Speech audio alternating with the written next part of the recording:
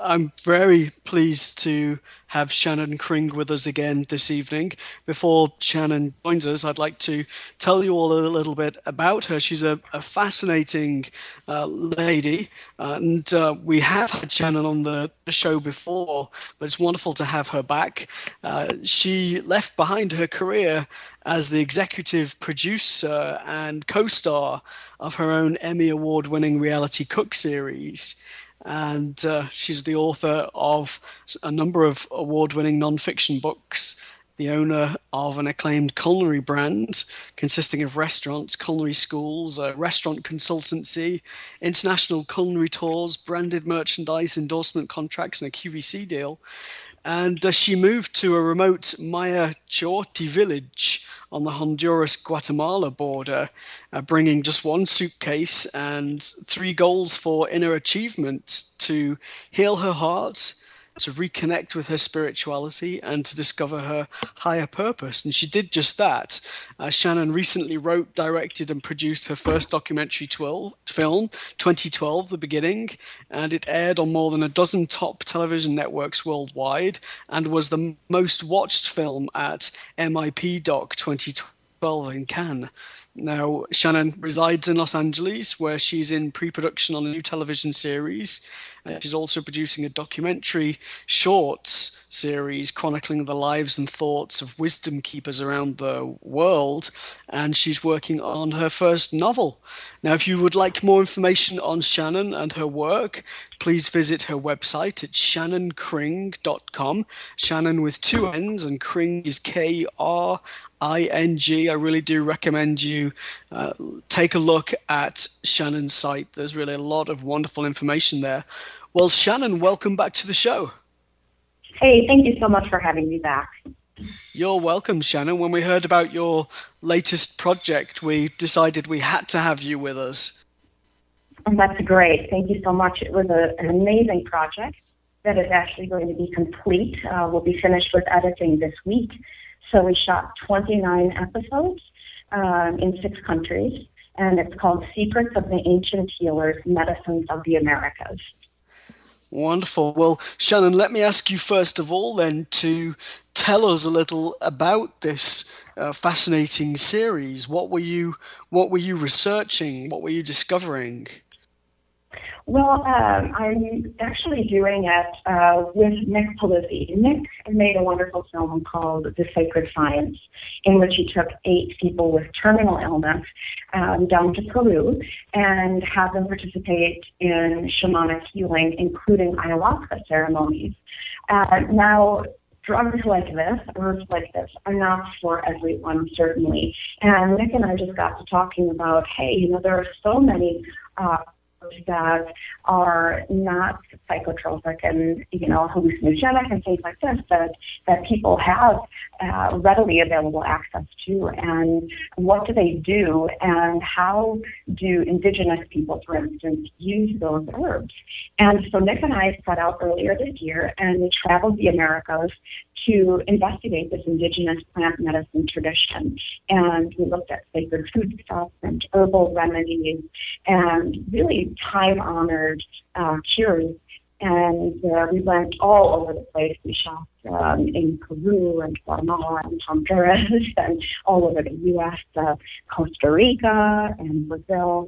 And we worked with, about 30 ethnobotanists and shamans and folk healers and scholars who really took us out into the jungle and into the forests and their life and their work. And we participated in a number of sacred ceremonies and healing rituals. And the idea behind investigating these 135 herbs and about 300 herbal remedies was, how can we call on these time-honored traditions to heal ourselves today? So many people just don't want to rely anymore on the big pharma, cures that were being given. And I'll tell you, I learned so much. Wow, well, it sounds really interesting, Shannon. Did you find similarities in their philosophy? Are there similarities between the different healers, the different shamans, even though they were in very different locations? Absolutely. So this is not my first contact with this type of medicine. I've been studying it now since I was, I guess, about 16 for the first time. And, I've gone and I've learned in India from the great Ayurvedic teachers, and lived in the Maya lands and then later Scandinavia. And these are three places where herbal remedies are just the norm. You reach for an herbal remedy first.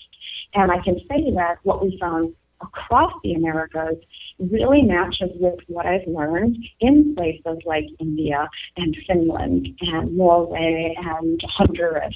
They're all kind of saying the same things. And it starts with really respecting the plant.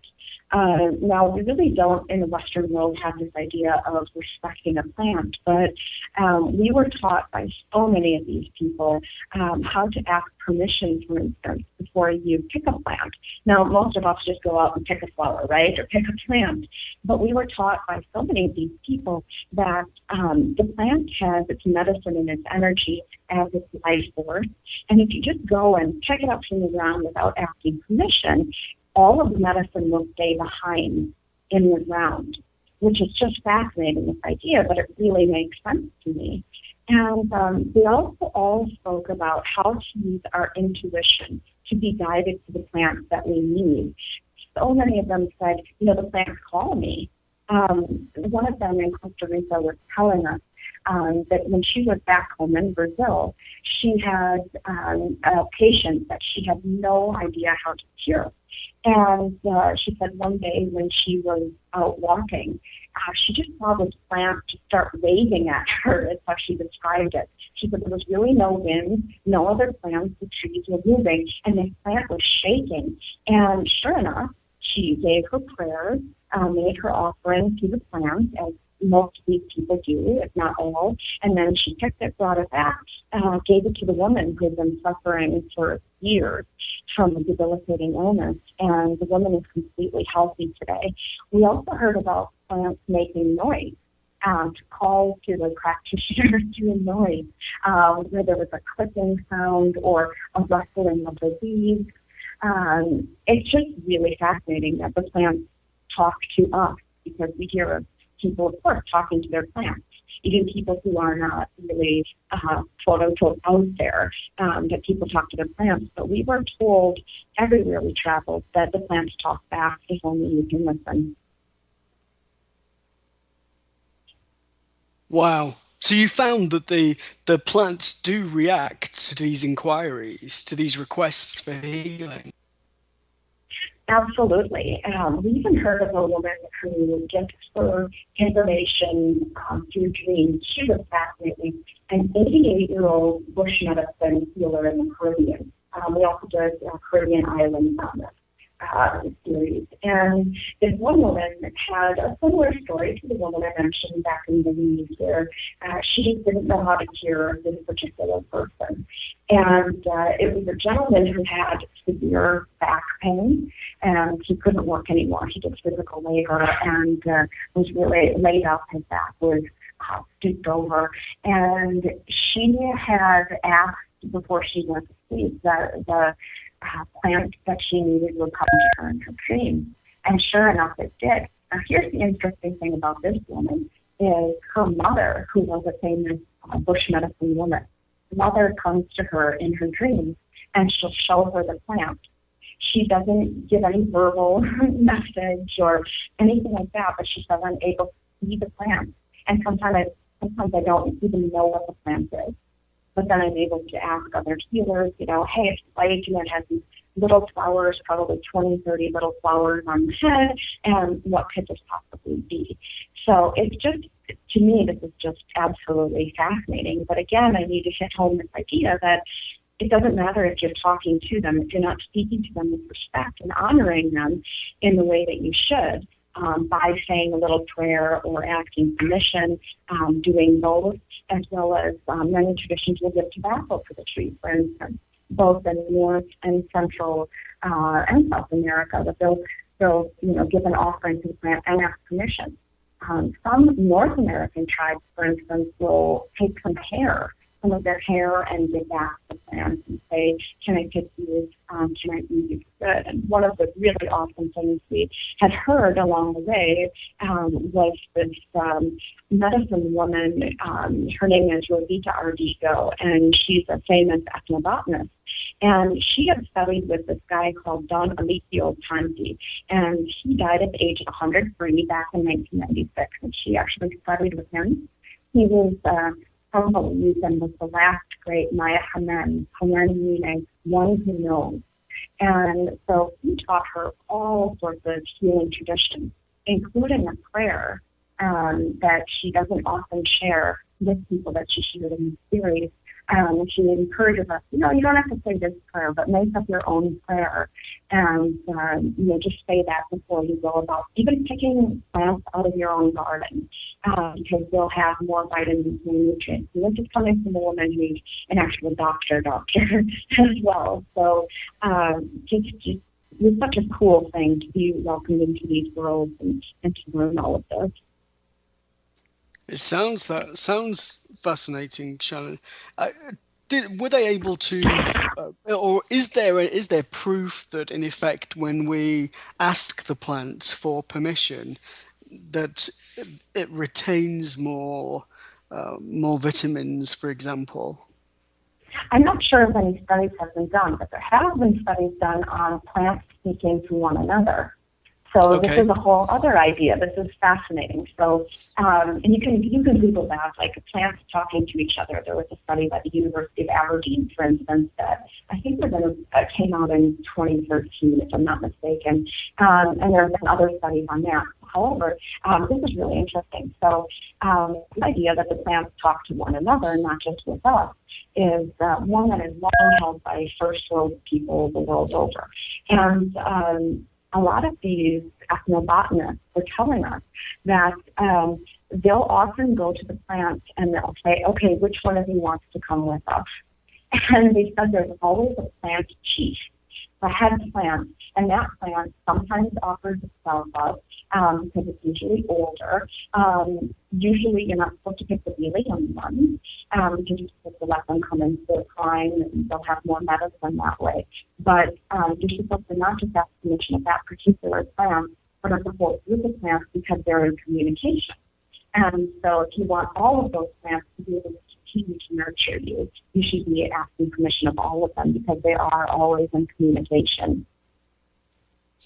I read, Shannon, that there is also evidence that plants can react psychically. So, for example, if there are a number of plants in an experiment and one of those plants is deliberately damaged or hurt, then there's proof that the other plants empathize and react psychically, in effect, to the pain of the plant that was mishandled or mistreated. Absolutely, and that was also a fascinating thing, this idea of the pain. There are studies being conducted, and there have been a few already. Do plants feel pain? Do they feel pain when we, lop off half of them and graft it onto another plant, for instance? Do trees feel pain when you cut them? This is a really fascinating area, and I think we're going to see more studies on this. All of the drug companies are relying on medicines. The cosmetic companies, we ran into them all over down there. The cosmetics companies coming down and buying seeds and nuts and plants, and then there's this whole thing with the battles of like Monsanto coming down and supposedly stealing heirloom seeds and things like this. So I think that as we become more reliant on plants, even if it's not in a traditional way, if it's through, through normal commercialism, I think we're going to be examining these things more.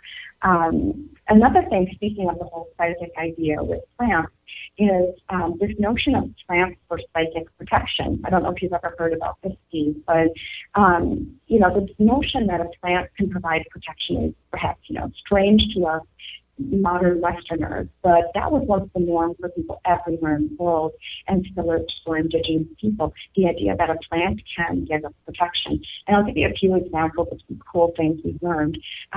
So there's this copal tree, which is the sacred tree of the Maya, and it's papery bark tree that really looks like an elephant trunk. We sometimes call it the elephant tree. And it's been used medicinally and ceremoniously by Mesoamerican people since pre-Columbian times. And that is used to ward off negativity and psychic attack.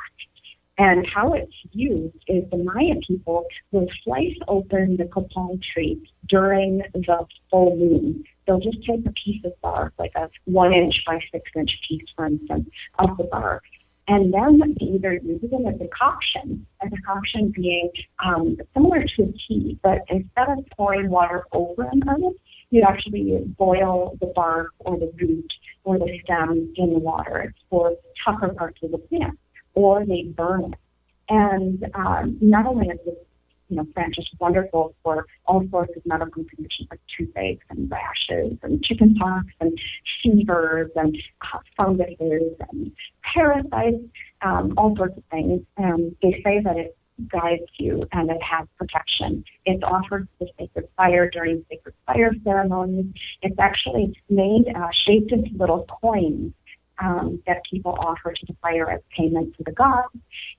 It's also fashioned, the sap from the tree and pieces of bark are fashioned into little discs that they press a thumbprint into, and you actually just hold the little thumbprint sap disc to your head, and you psychically talk to that copal or to the spirit of the tree from which it came, and you offer your prayers, and then you place it in the sacred fire.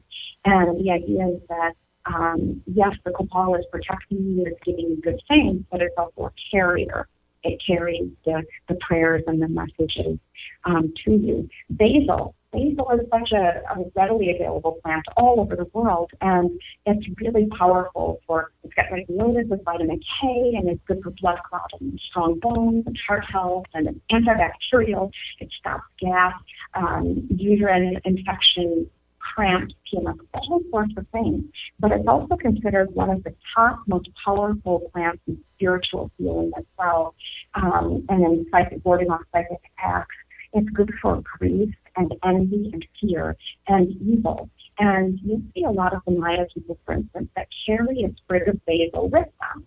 Or let's say they're going into a situation that they know is going to be not very pleasant. They'll carry that basil for the psychic protection. And they will also sleep with the bundle under their bed if they think that someone is wishing them ill, if someone has envy towards them or is deliberately trying to send them negative energy, practicing black magic. That's a big thing in that part of the world, the belief there is black magic. And yeah, they'll sleep with the basil under their bed. They'll also drink it. Rue has been used by people in Europe for thousands of years.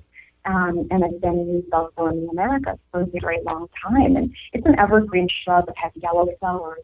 And its name comes from the Greek word for rula, which means to set free.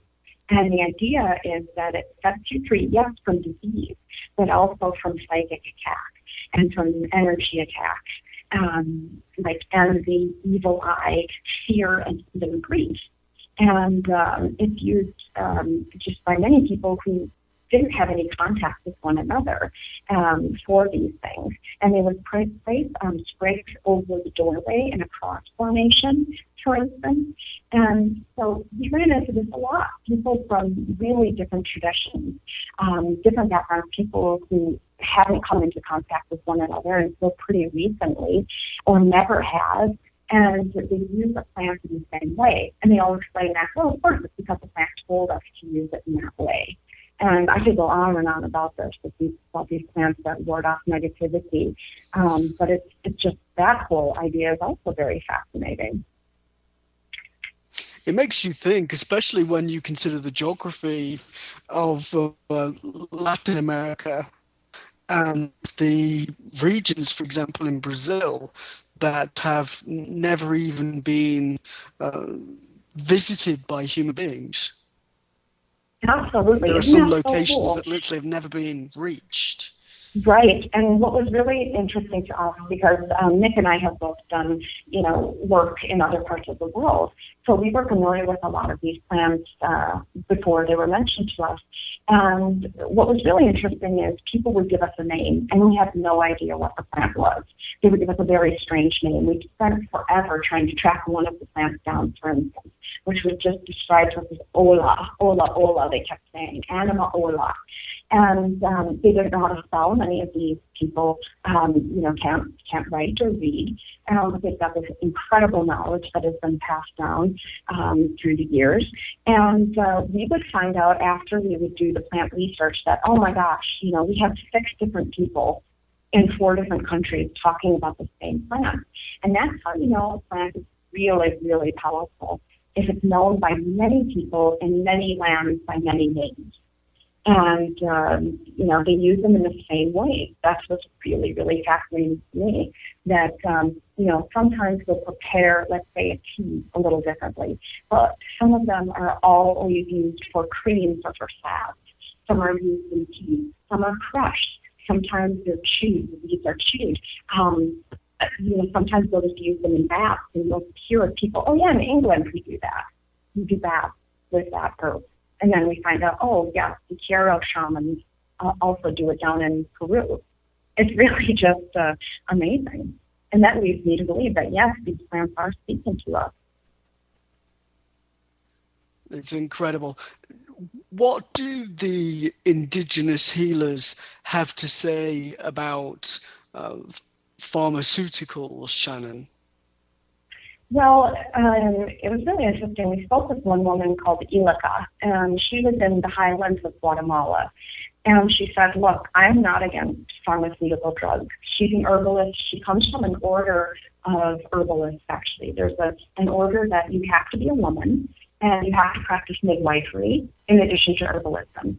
And they grow their own herbs and pray over them every day and make offerings to them every day. It was really spectacular visiting that, and you'll see it on screen when this comes out. It's wonderful. But anyway, she was saying, I'm not against pharmaceuticals. There's nothing wrong with taking pharmaceuticals. Pharmaceutical drugs will work faster. And, you'll see the payoff right away. She said herbs take longer. And that's a problem in today's society, that most people don't want to wait. And while they take longer to work, she said they often come with little to no side effects. And she said, we just happen to believe that what is natural is best. Now, that being said, we did run into people such as David Winston, who's a really world-renowned ethnobotanist. He said, just because something's natural and just because something's a plant doesn't necessarily mean it's safe. For cooking herbs, most of those are safe no matter what. But for medicinal herbs, you kind of need to know what you're doing before you use them. It goes beyond talking to the plant and trusting your gut reaction, because a lot of people talk about that too. You have to trust your gut.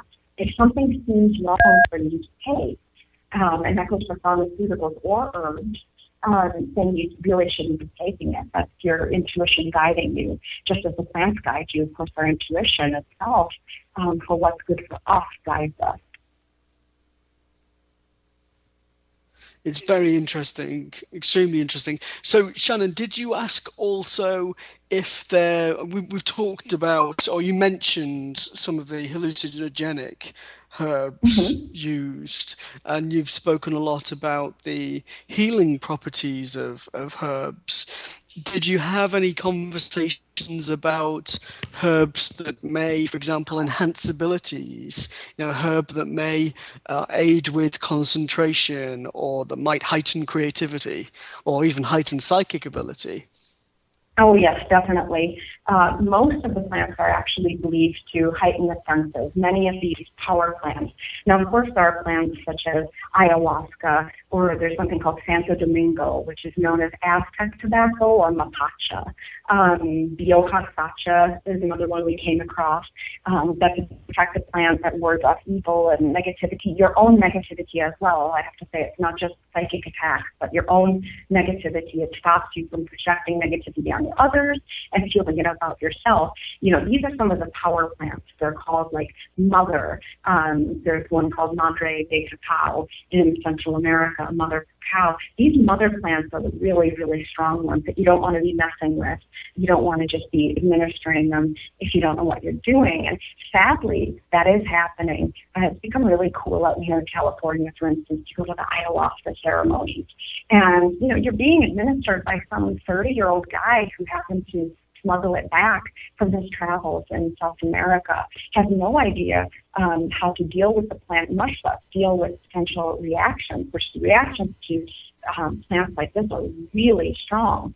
You know, there are some plants such as the Florifungia is one of them that they came across in Central and South America that is amazing when used in very, very small doses in terms of helping depression, stopping people from having suicidal thoughts, making people calm down. But if you administer just a couple extra drops of the root extract, for instance, it can kill you. It can result in paralysis, seizures, all sorts of things. So if the practitioners really don't know how to use it, it can be dangerous. So one message that we were given over and over again about these stronger plants was, and I guess the most beautiful way that it was said was this guy from the Amazon, hero shaman, who talked with us. He said, look, if you can't honor and take care of your house plants, you have no business working with the power plants like ayahuasca. He said, start small. Start with an herb, little tray of herbal plants in the kitchen, in your windowsill. Can you nurture those? Can you keep that alive? Move on to houseplants. Start with something simple, like a cactus or something that doesn't need as much care, and move up. And you need to learn to honor these plants before you go to the big ones. Because, first of all of the plants have their own energetic, and they all have their purpose. But the big ones, you better really come to those with reverence, with great respect, and knowing how to use them. So I love that, don't you? That if you can't take care of your house plants, you shouldn't be running off to do an ayahuasca ceremony. Yes, it's a very good point, isn't it? Very good point. Yeah. I think that also, Shannon, I often say to clients that I feel strongly it's very beneficial to nurture, whether that's to nurture a friend or an elderly relative or a child. I feel that there's a huge amount of spiritual development that comes from nurturing, and that includes nurturing a pet, taking care of a pet, nurturing plants, showing respect for nature and for the planet. And I really do passionately believe that there's a great spiritual benefit in nurturance. Oh, yes, definitely. And it's funny you say this. I haven't really thought of it so much until now. But when I was younger, I've always just loved plants. As a little kid, I'd always try to eat house plants to see what they tasted like and what they do to me. And my mom was constantly like, put that down, you'll kill yourself. I loved plants, so I would have these beautiful house plants and they would die all the time. And I had this native healer come over once that I was studying with, and she said, well, look, there's negativity in your household. I was having some marital problems in a past marriage, and she said, plants heal that. And now my plants do so well. And I think a big part of it is because I have, first of all, I have a harmonious atmosphere in my home, but I've become a much kinder, more nurturing person. When I was younger, I really didn't like myself very much. I suffered from eating disorders and a lot of just self-loathing and things. And I wouldn't doubt that had something to do with it. I wasn't able to care for the plant and nurture it like I should because I couldn't nurture myself, but also just that negativity around me. And this is something interesting that I didn't learn in making this series, but just on my own. So I travel a lot to do film and television work, and I speak at a lot of conferences. And I keep orchids. I keep a lot of orchids in my home. And when I had come home, it was about 3 months ago, I came home from a trip and every single orchid was dead. Now, they shouldn't have been. They were being cared for in my absence, and nothing had changed in my home. All of them lost their beautiful flowers. So I replaced them, with some other orchids. And again, when I went away, the orchids died. Well, when I had gone to repurchase from this gentleman who actually, he's a Chinese man who competes in these orchid shows, and he has his family has orchids that they've been, growing from the same seeds for hundreds of years, he said. And anyway, he had told me, hey, that happens all the time, actually. If you formed some sort of very deep bond with an orchid, he said orchids are the most sensitive, in his belief, most sensitive plants. If you formed a bond with them and you're not there to nurture them and to allow them to nurture you, he said they will die.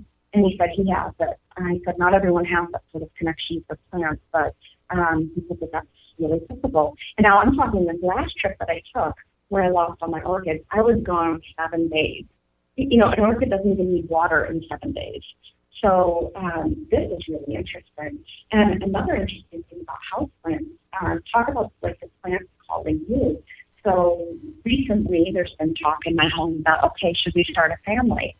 And questions of fertility and things like this. And I became obsessed around this time with getting a fiddle leaf fig plant. There are these trees that you can get them, as I wanted it, that grow on a single stem, and they have these massive, thick, bright green, shiny leaves. And so I really wanted this, and I never coveted a plant like I did this one. And I went out of my way to try to find them, and finally found it. It cost a fortune, and I just absolutely loved it.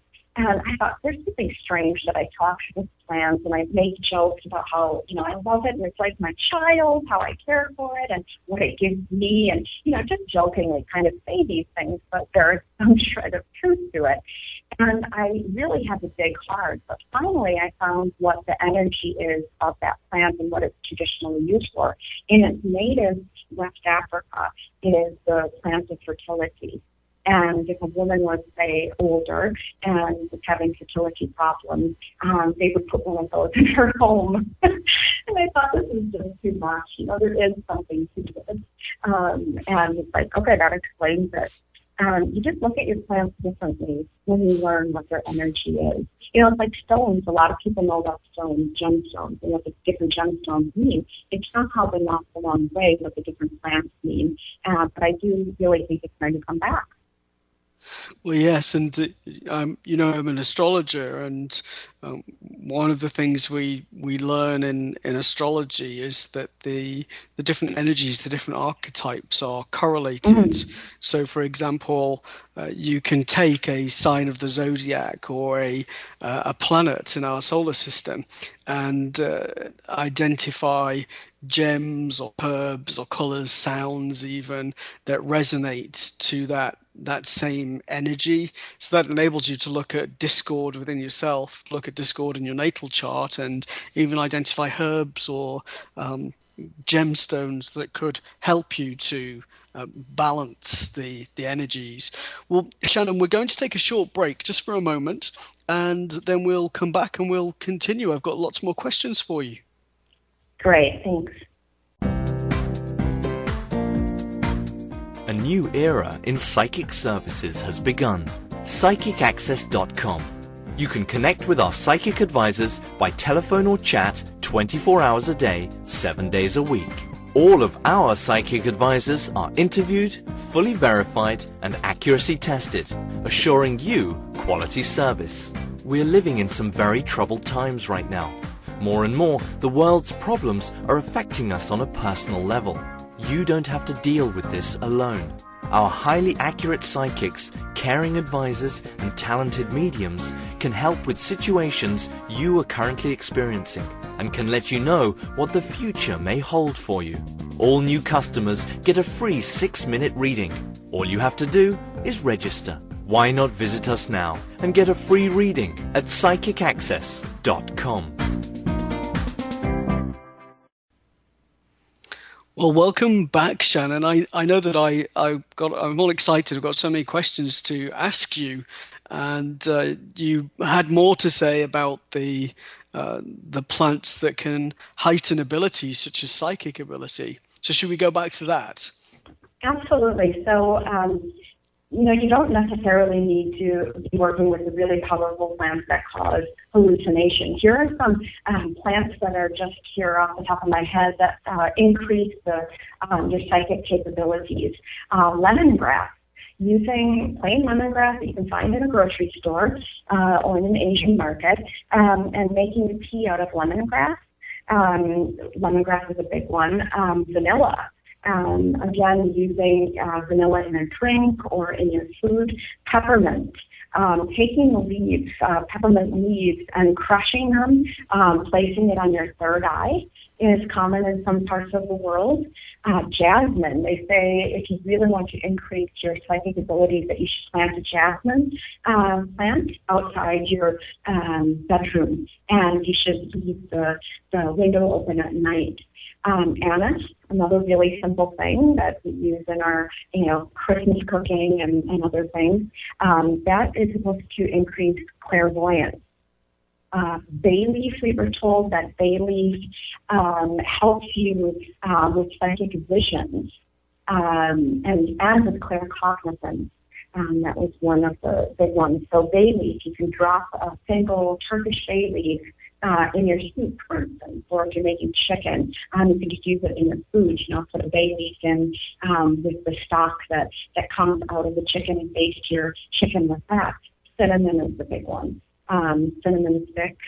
You can grind cinnamon and you can put it in whatever, on your food, in your drinks, on oatmeal, for heaven's sake. But the cinnamon is really supposed to help with your psychic abilities. Same thing with sage.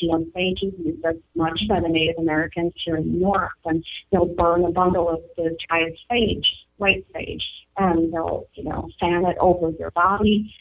Shamans will cleanse people with the sage, but also eating sage, smoking sage is said to open up the third eye and heighten your psychic abilities. Frankincense. It's another really powerful plant that has so many healing abilities for the physical body, but also for our psychic self. So those are just a few. But we do talk about these things in this program. And I should also mention that we've written a book that contains about 300 or more than 300 herbal remedies. And wow. Many of them are the psychic things or the spiritual power of the plant, which is really fascinating. That sounds great, Shannon. When will that book be available?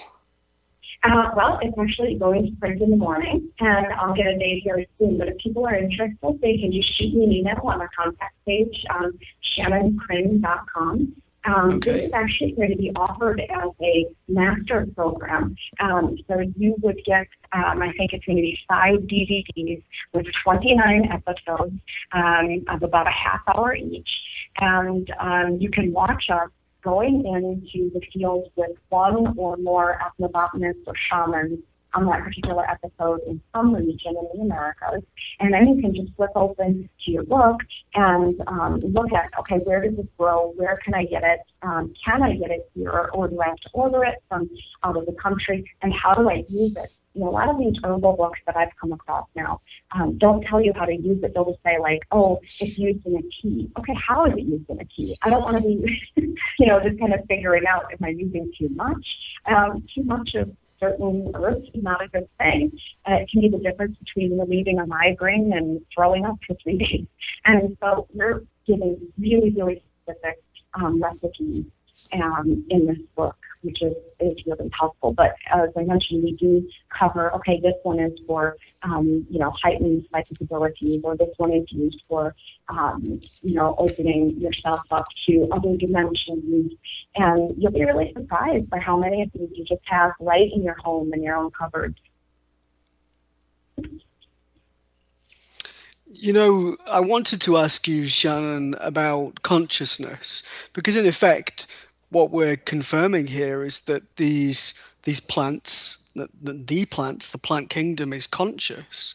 We talked about the fact that a plant can react to a painful experience that another plant is experiencing. So they're interconnected. They are conscious. Mm-hmm. They do have feelings, literally. And I feel strongly that we just don't respect our planet enough. We don't respect our planet's consciousness, or even generally, most people fail to consider that our planet is conscious.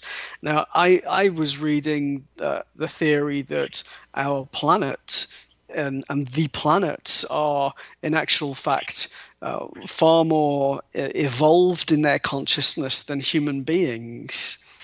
And I found that to be a very interesting and thought-provoking concept. What do these indigenous people, these shamans, these healers believe when it comes to matters like consciousness and the consciousness of the planet and of nature, etc.? Well, there was so much said about this. You'll find that part of the program really fascinating. But the idea is that the plants are our teachers. Most of these people, even the standard Western ethnobotanists that we spoke with, and we did speak with a number of them as well, they just believe that the plant is the teacher. In many of these cultures with their languages that we might not know, even some of these Maya languages, for instance, the word for the plant kingdom, for instance, will translate to teacher or mother or grandmother.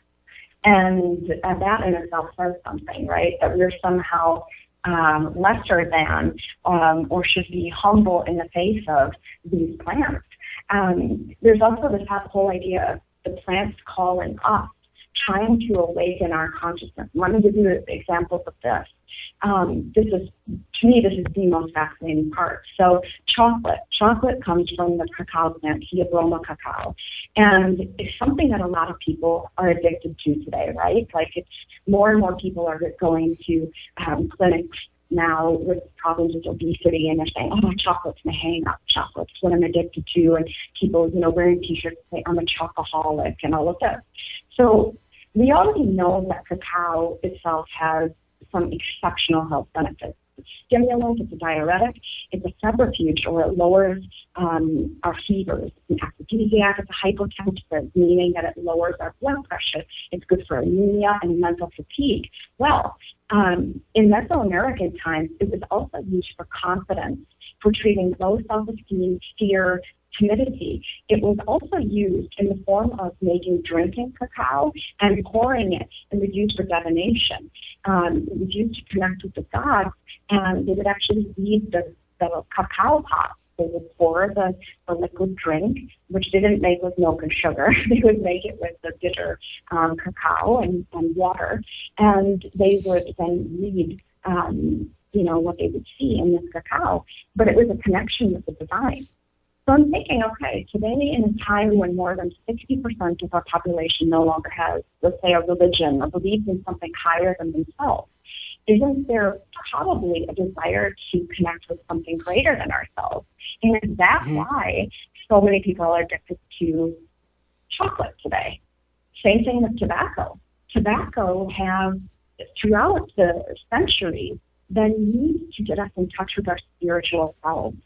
It's one of those plants to enhance our psychic selves, to get us in touch with the divine. It's also, in America, it's the single biggest plant of protection. And that's North, Central, South America. They use their various forms of tobacco for protection. It's also used when someone is fearful or nervous. And you think about, let's say someone who engages in sexual activity through which they have shame, or it's like, oh, it's not the right partner for me, and they're smoking like crazy after. That smoking a cigarette is what many of the shamans do to cleanse the body. If you've had interactions with someone that's not appropriate for you, so they'll smoke a cigarette and they'll blow the smoke over your body. Is that somehow connected? This idea of we don't take anything as sacred anymore. In general Western society, tobacco is what's used for offering. It's used as protection. They sprinkle it still, many Native people, in the corners of their home and outside their home. And, is that why so many of us are addicted to smoking? Marijuana, of course, has medicinal properties, but there was a time when it was just used by the shamans, and it was used for its psychic gifts. it was believed to increase awareness and promote enlightenment. And now it's like, okay, in this time when we're numbing all this food and sex and alcohol and trash TV and all of that, it would make sense that awareness and enlightenment was something that we seek. The ancient Greeks used marijuana. They would use it in vapor steam baths because it would cause a connection between heaven and the earth and make people feel awakened and this sort of thing. So I think that the plants are calling us, and certain plants in particular. And I think if we want to learn where we are collectively as a people, we can look at what are the plants that we are abusing right now, and look at that as hey, maybe this is where we need to start by getting to the plant's original gift, its original offering to us. I think that people forget the principle of balance as well, Shannon, that, a little chocolate is good for us, but if we're binging on it, it's not going to be good for us. A little red wine is good for us, but if we're drinking 2 bottles in the evening, it's not good. So we forget the principle that anything in excess becomes, anything good in excess becomes bad. It becomes a problem. That's right. Absolutely. And then what do? Then it's blaming that damn cigarette or being angry at the chocolate. I just can't put that stuff down. I hate it. And the indigenous people, for instance, would say, okay, you're giving that energy then to that whole class of plants. The entire plant species can hear you and feel you. It goes that far to many of these people. And so it's just a really interesting thing. Let's say Native Americans, they believe that everything is connected. And if you're wishing ill on one particular thing, let's say a weed, we found a lot of these plants that are viewed as highly medicinal in South America, for instance. In Hawaii, are looked at as a noxious weed. And people are killing it and spraying pesticides on it. And it's just really fascinating to me that they keep thinking in that way. But the idea is that all plants are to be revered. All life is to be. Every rock has a spirit. It's a big thing when I lived in Scandinavia. They're really huge on this, that every rock has a soul, every plant has a soul, every tree has a soul. And collectively, they also have an energetic. So there are gentle plants. There are nurturing rocks. There are some rocks that are for, more sharp emotions or that are harder. And of course, those are rocks that are more flinty, that are more jagged. So these are just things that we've forgotten, but I think there's going to be a great remembrance soon. I think there has to be. For sure. We've lost so much knowledge, Shannon. We think that because we're moving forward in terms of linear time, that we're evolving, that our knowledge is always increasing. So I have a slightly different view on evolution, which is I feel it's more of a jagged line than a straight line. I don't believe that we're constantly getting better, because I feel that we've lost a lot of knowledge. What's your view? Oh, definitely. Definitely. I think that we have to remember, and I'm so glad that so many people are interested in these forgotten ways and in these forgotten teachings. There are all of these prophecies the world over of people saying that people will come back to these teachings, or, the men and women from the Eagle Lands, North America, will again fly with the people from the lands of the Condor, or South America, and these teachings will come back to heal all, but there has to be a remembrance. And I really do think that we are remembering now. In the Maya book, the Popol Vuh, which is almost like their Bible, it's their sacred book for the Maya. And in the Popol Vuh, it says that when we came here, the gods deliberately shrouded our eyes. They put a fog before our eyes. And I really think in this particular time when so many people are drawn to these teachings, and they are, I've led retreats now for 17 years, and I could say the amount of people who are interested in this sort of thing is just growing exponentially. I think that now is the time of peeling back that curtain, that shroud that we have before our eyes. And I think we have to, what we're doing to ourselves and to the planet. I think now is the time that we need to remember. So what do? How can you remember these things? Well, For one thing, you can find a teacher. You can do things like go to a retreat that features different speakers from the cultures and the teachings that you're interested in. You can find books. First of all, trust your gut. What are you guided to? If you're having this strange thought like, oh my gosh, I really want to try acupuncture or whatever, and it makes no sense why you'd want to do that. That's your own intuition guiding you. You know what you need. Same thing with food. If you're craving a specific food, and we heard this over and over again when we were making this series, if you're craving a food, go for it. Especially if you're craving it when you're in a good mental state. Ayurveda, the Indian medicinal system, says what you crave when you're imbalanced is the exact opposite of what you should have. What you're craving when you're in a good place mentally is good for you. And so an example of this would be like, if I'm in balance with my fire, that's my body type, the fire body type, pitta. I will crave crunchy, salty, sharp things. Well, that just puts me more in balance. So what I should have is the exact opposite. I should go for cooling foods like yogurt and cucumbers, for instance. But when we're in a good place, we usually don't crave bad things, right? So letting your body guide you. We were told by this granny healer, Miss Dorcas, on the Caribbean island of Roatan. She was telling us the story of this girl who was dying of cancer, and all she wanted was to eat sea grapes. She just kept saying, no, can't drink anything, can't eat anything, I just want these sea grapes. Eventually her doctor said, keep giving to her. She's going to be gone in a couple of weeks anyway, let her eat the sea grapes.